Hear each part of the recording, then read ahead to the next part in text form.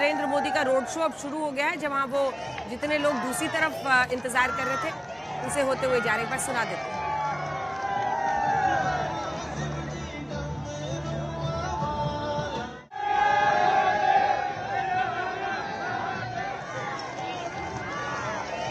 प्रधानमंत्री का गुजर रहा है, आम लोग वहां पर मौजूद हैं, प्रधानमंत्री का स्वागत कर रहे हैं, अभिवादन कर रहे हैं और प्रधानमंत्री भी इस रोड शो में शामिल होते हुए लोगों का धन्यवाद करते हुए आगे बढ़ रहे हैं। कुछ ही देर में प्रधानमंत्री का संबोधन होने वाला है, जिसमें हम आपको लिए चलेंगे। संगीत रागी जी, प्रधानमंत्री नरेंद्र मोदी पर अब जरा इस विषय को केंद्रित करते हैं, क्योंकि शिव साधना, पूजा अर्चना, लेकिन इसी के साथ साथ काशी से लेकर सोमनाथ तक और केदारनाथ से लेकर मतलब हर जगह पर अगर आप देखें तो अयोध्या तक प्रधानमंत्री नरेंद्र मोदी धर्म के एक बड़े झंडा बरदार के तौर पर भी देखे जाते हैं और उनकी एक छवि इस बात को लेकर भी है कि वो ये मानते हैं कि धर्म अगर एक मुखर रूप से एक देश का प्रतिनिधि उसकी पूजा करता है या आगे बढ़ता है तो इसमें कोई विरोधाभास नहीं है सेक्युलरिज्म। इस पर क्या दलील दी जाए? देखिए, बिल्कुल विरोधाभास नहीं है। ये हमारी आत्महीनता की निशानी है कि हम इसको बाइनरी में देखते हैं। चर्च ऑफ इंग्लैंड का हेड कौन है? आपके दर्शकों के लिए जानने की आवश्यकता है। चर्च ऑफ इंग्लैंड जो है वो बना गया और बना के उसका हेड कौन है? उसका क्राउन हेड होता है। आर्क बिशप का अपॉइंटमेंट और बाकी आर्क बिशप का अपॉइंटमेंट कौन करता है?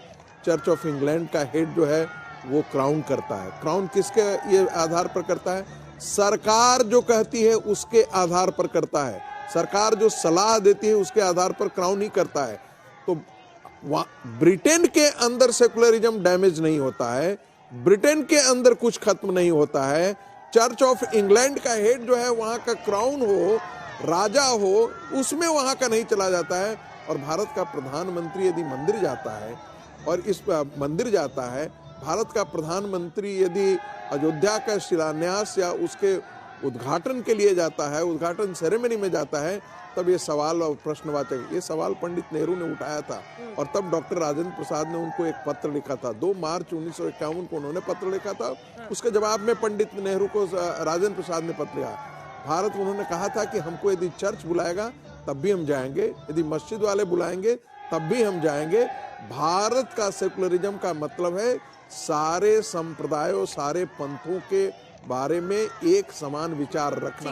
यही हमारा धर्मनिरपेक्षता है। ब्रजेश के पास चलेंगे, बात पूरी कीजिए रागी। यही हमारी धर्मनिरपेक्षता है। और दूसरी बात तो हमको जानना ही पड़ेगा, और ये बात मैं बार बार कहता हूं, भारत का पहचान क्या है? भारत की सभ्यता की पहचान क्या है? यदि आप गांधी को ही ले लीजिए, सबसे बड़े तो नायक गांधी जी है ना। क्या उन्होंने किसी क्रिश्चियनिटी के किसी बुक का, किसी कैरेक्टर का नाम जिक्र किया है? जब वो भारत की बात करते हैं, हिंदू स्वराज हम ले लेते हैं, वो क्या कहते हैं? ब्रिटिश के आने से पहले भारत एक पुरातन राष्ट्र था। और उसका जिक्र कहां करते हैं? सेतु बंध रामेश्वरम से लेकर के जाकर के कश्मीर तक की बात करते हैं, तीर्थों के बारे में बात करते हैं, भगवान राम के बारे में बात करते हैं, कृष्ण के बारे में बात करते हैं, उपनिषदों के बारे में बात करते हैं, वेदों के बारे में बात करते हैं। तो भारत की पहचान किससे है? भारत की, आप इनको हटा दीजिए जरा देर के लिए, सोच लीजिए। मैं किसी धर्म विशेष के लिए हम बात नहीं कर रहे हैं, खिलाफ बात नहीं कर रहे हैं, मैं सिर्फ इतना कह रहा हूं, आप इनको हटा दीजिए और इसके बाद कहेंगे कि भारत की पहचान कोई बच जाएगी क्या? भारत की पहचान तब फिर पाकिस्तान जैसी हो जाएगी। भारत की पहचान तब जाकर के होती है। ये वैसे ही है जैसे गुलाबों की वाटिका को हम इसलिए गुलाबों की वाटिका कहते हैं क्योंकि वहां गुलाबों का ढेर है। जय सोमनाथ शौर्य सभा में प्रधानमंत्री नरेंद्र मोदी पहुंच गए हैं और हर हर महादेव के नारे वहां पर गूंज रहे हैं। उद्घोष है ये, अमर उद्घोष सभ्यता, उस संस्कृति का, उस सांस्कृतिक धरोहर का जिसका नाम सोमनाथ की धरती पर है। और जैसे हम पहले भी चर्चा कर रहे थे, काशी से लेकर सोमनाथ तक, सोमनाथ से लेकर रामेश्वरम तक, रामेश्वरम से लेकर अयोध्या तक, हर जगह अगर भारतीय संस्कृति, अध्यात्म और धर्म की घोषणा हो रही है, पुनर्जागरण हो रहा है, नए सिरे से उस पर गर्व और स्वाभिमान हो रहा है, तो उन सब के समागम के तौर पर आज के दिन को देखा जा सकता है। वहां पर भूपेंद्र पटेल, हर्ष सांघवी, सभी लोग मौजूद हैं। प्रधानमंत्री वहां पर मौजूद है और कुछ ही देर में प्रधानमंत्री वहां पर बोलने वाले हैं। धन्यवाद। बीजेपी से जुड़े लोग भी वहां पर आपको तमाम कार्यकर्ता दिख रहे हैं, अन्य लोग भी दिख रहे हैं गुजरात के, जो सभी आए हुए हैं इस पावन दिन पर। कुछ मंदिर के बाहर खड़े थे और कुछ यहाँ पर आपको दिख रहा है एक हुजूम लोगों का, जहां पर प्रधानमंत्री नरेंद्र मोदी का कुछ ही देर में संबोधन होने वाला है। ब्रजेश, पीएम पहुंच चुके हैं, आप कहां पर हैं? मंदिर के पास या यहां पर आ गए हैं? और आज प्रधानमंत्री यहां पर जो बोलते हैं, देखिए राजनीतिक रूप से भी अगर देखिए, भारत के स्वाभिमान के तौर पर भी देखिए, गुजरात की धरा पर भी देखिए, पश्चिम बंगाल में आने वाले चुनाव की नजर से भी देखिए, असम में भी चुनाव होने वाला है, जो भारत में बीजेपी का मैनिफेस्टो है, उसके राष्ट्रवाद की परिभाषा है और धर्म से उसका जुड़ाव है, उन सब का मुझे लगता है एक लेखा जोखा इन सब में होगा।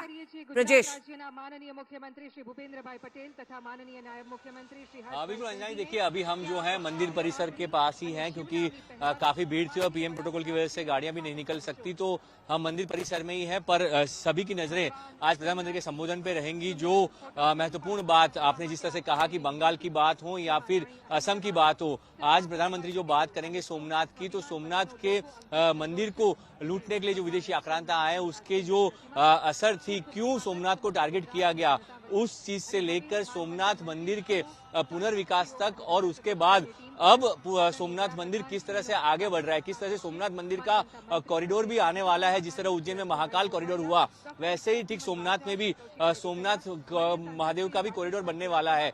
तो इन सारे मुद्दों पर प्रधानमंत्री बात करेंगे, पर वो भूले इतिहास की बात भी करेंगे। जिन वीरों की हमने बात की, उन वीरों की बात होगी। साथ ही जो पहली भारत की, आजाद भारत की जो पहली सरकार थी, उसमें किस तरह से सोमनाथ मंदिर के पुनर्विकास को लेकर ख्वाब देखा गया और वो पूरा नहीं हो पाया। वहां पे जो राजनीतिक बातें थी, जो उन्होंने अपने लेख में भी कही थी, उसका भी जिक्र प्रधानमंत्री आज बिल्कुल करेंगे। और वो जिक्र करने के बाद उनके निशाने पे पहले प्रधानमंत्री और कौन से मुद्दे रहेंगे, वो सारी चीजें पे सबकी नजरें रहेंगी। क्या वर्तमान कांग्रेस को भी वो टारगेट करेंगे, क्योंकि आक्रांताओं की बात होती है तो घुसपैठियों की बात लगातार एक और केंद्रीय गृह मंत्री अमित शाह करते हैं। तो क्या प्रधानमंत्री आज वो बात करेंगे, उस पर भी नजर रहेगी। पर आपने जैसे कहा कि आज उनकी बातों का सीधा असर जो है वो पूरे देश में राजनीतिक तौर पे भी होने वाला है, क्योंकि वो सिर्फ सोमनाथ के हमले की बात नहीं करेंगे। सोमनाथ हमले के द्वारा किस तरह इतिहास को बुलाया गया, किस तरह हमारे वीरों को बुलाया गया, वो बात भी प्रधानमंत्री आज कहेंगे। जब भी प्रधानमंत्री ने सांस्कृतिक धरोहर की बात की है, सांस्कृतिक विरासत की बात की है, तब उन्होंने साफ साफ कहा है कि पिछली कांग्रेस सरकारों ने किस तरह से इतिहास में अन्याय किया, चाहे वो गुजरात के वीरों की बात हो या फिर गुजरात के बाहर अगर किसी और राज्य की भी बात हो, तो हमेशा प्रधानमंत्री ने इस बात पे फोकस किया है कि किस तरह से इतिहास में स्थानीय योद्धाओं के साथ, स्थानीय जो आजादी में जिन लोगों ने भाग लिया था, आजादी की लड़त में, उनके साथ किस तरह से अन्याय हुआ। क्योंकि उस वक्त सिर्फ 1, 2 या 5, 10 लोग नहीं थे, हजारों लोग थे जो आजादी की लड़ाई में शामिल हुए थे। तो ठीक उसी तरह जब विदेशी आक्रांता आए, तो सिर्फ सोमनाथ की बात नहीं है, सोमनाथ के अलावा ऐसे कई मंदिर थे जिन पे विदेशी आक्रांताओं ने हमले किए थे और वहां पे स्थानीय लोग लड़े थे, स्थानीय योद्धा लड़े थे। तो उसी इतिहास की बात आज प्रधानमंत्री करने जा रहे हैं। और वही जो उन्होंने एक अंश उन्होंने अपने जो लेख लिखा था सोमनाथ के शौर्य गाथा को लेकर, उसमें उन्होंने एक झलक दी थी। आज उस पर पूरे विस्तृत तरीके से प्रधानमंत्री बात करेंगे और इसमें स्वाभाविक तौर पे प्रथम प्रधानमंत्री जवाहरलाल नेहरू के ऊपर तो बात होगी। साथ ही सरदार पटेल ने किस तरह से वो सपना देखा था कि मंदिर का पुनर्विकास हो, और वो बात उनकी होगी। मंदिर के पुनर्विकास की प्रथम राष्ट्रपति राजेंद्र प्रसाद किस तरह से यहाँ पे आए थे, डॉक्टर राजेंद्र प्रसाद, उसकी भी बात प्रधानमंत्री अपने संबोधन में करेंगे। तो बिल्कुल राजनीतिक असर जो है वो प्रधानमंत्री के संबोधन का देखने को मिलेगा। और वही चीज जो है वो आने वाले दिनों की राजनीति भी तय करेगी, क्योंकि जब सांस्कृतिक विरासत की बात आती है तो बीजेपी और खुद प्रधानमंत्री उसकी मुखर चेहरा बनकर बाहर आते हैं। और इसीलिए जो है हमेशा ये बात प्रधानमंत्री की ओर से कही जाती है।